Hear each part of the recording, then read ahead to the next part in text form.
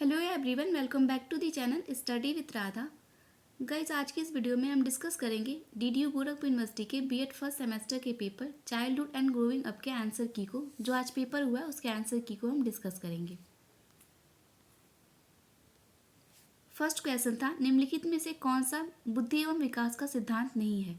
तो यहाँ पे ऑप्शन डी करेक्ट हो जाएगा हमारा, समय अंतराल का सिद्धांत। सेकेंड क्वेश्चन था, दलित परिवार के बच्चों की शैक्षिक कठिनाइयाँ होती हैं। तो इसका करेक्ट ऑप्शन हो जाएगा ऑप्शन नंबर डी, उपरोक्त सभी। थर्ड क्वेश्चन था हमारा, भारत में गरीबी का मुख्य कारण है। तो भारत में गरीबी का मुख्य कारण बेरोजगारी, महंगाई, भ्रष्टाचार ये सभी हैं। तो ऑप्शन डी करेक्ट हो जाएगा हमारा, उपरोक्त सभी।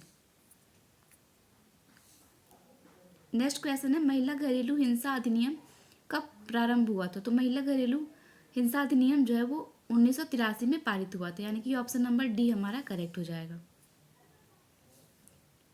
नेक्स्ट क्वेश्चन है, किस प्रकार का चिंतन सृजनात्मकता से जुड़ा हुआ है?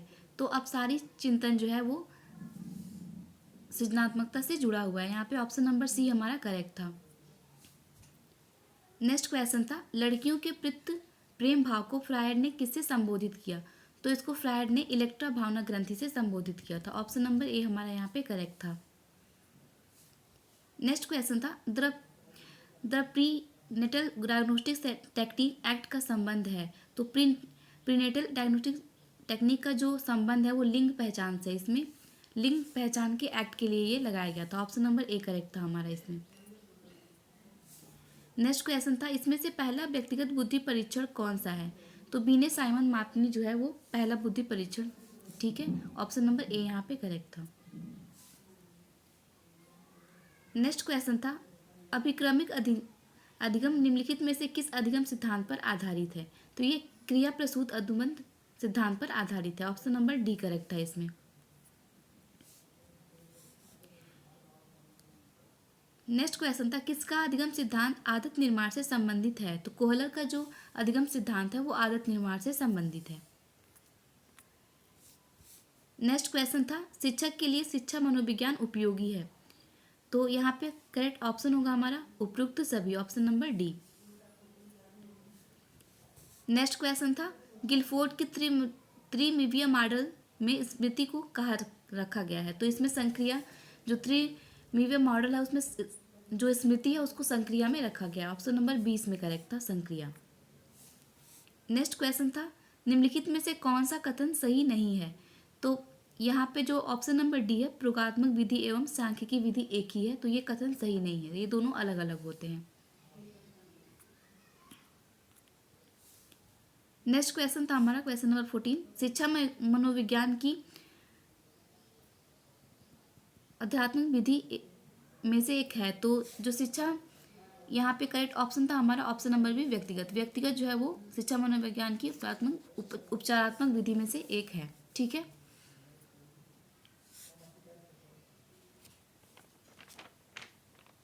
क्वेश्चन नंबर 15 था हमारा, निम्नलिखित में से स्टैनफोर्ड बीने परीक्षण किसका मापन करता है? तो ये बुद्धि का मापन करता है। ऑप्शन नंबर बी इसमें भी हमारा करेक्ट था। 16 क्वेश्चन था, आधुनिक मनोवैज्ञानिक ने मनोविज्ञान को किसका विज्ञान माना है? तो ये इन्होंने व्यवहार का विज्ञान माना है मनोविज्ञान को। ऑप्शन नंबर सी इसमें करेक्ट था। नेक्स्ट क्वेश्चन था हमारा, निम्नलिखित में से कौन मनोविश्लेषणवादी संप्रदाय से संबंधित नहीं थे? तो ये गोल्डस्टीन थे। तो ऑप्शन नंबर डी इसमें करेक्ट था।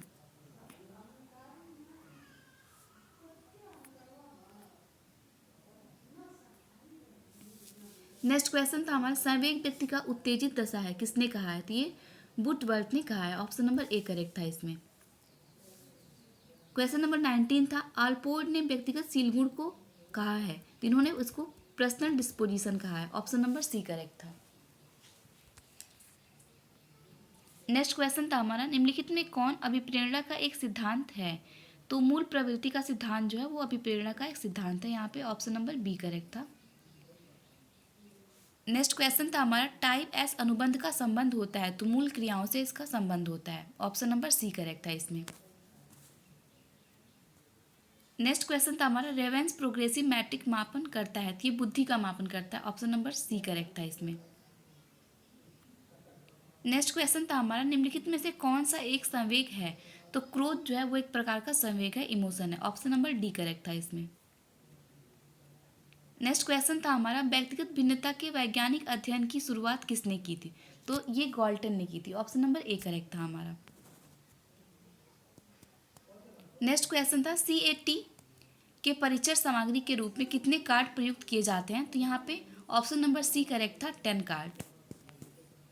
नेक्स्ट क्वेश्चन है, आत्मकेंद्रित व्यक्ति को किस वर्ग में रखा जाता है? तो आत्मकेंद्रित जो व्यक्ति होते हैं उनको अंतर्मुखी में रखा जाता है। तो ऑप्शन नंबर ए इसमें करेक्ट था, अंतर्मुखी। नेक्स्ट क्वेश्चन था हमारा, पर्सनैलिटी शब्द किस भाषा से लिया गया है? तो ये पर्सोना से लिया गया है, पर्सोना शब्द से बना है। तो ऑप्शन नंबर बी करेक्ट था हमारा इसमें।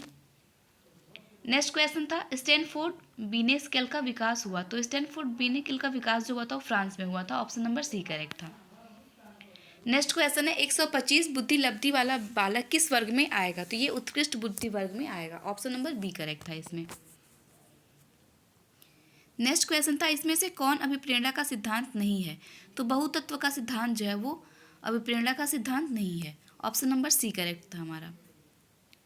नेक्स्ट क्वेश्चन था हमारा, मैकडूगल के अनुसार मूल प्रवृत्तियों की संख्या होती है। तो मैकडूगल के अनुसार मूल प्रवृत्तियों की जो संख्या होती है वो 14 होती है। ऑप्शन नंबर डी करेक्ट था इसमें।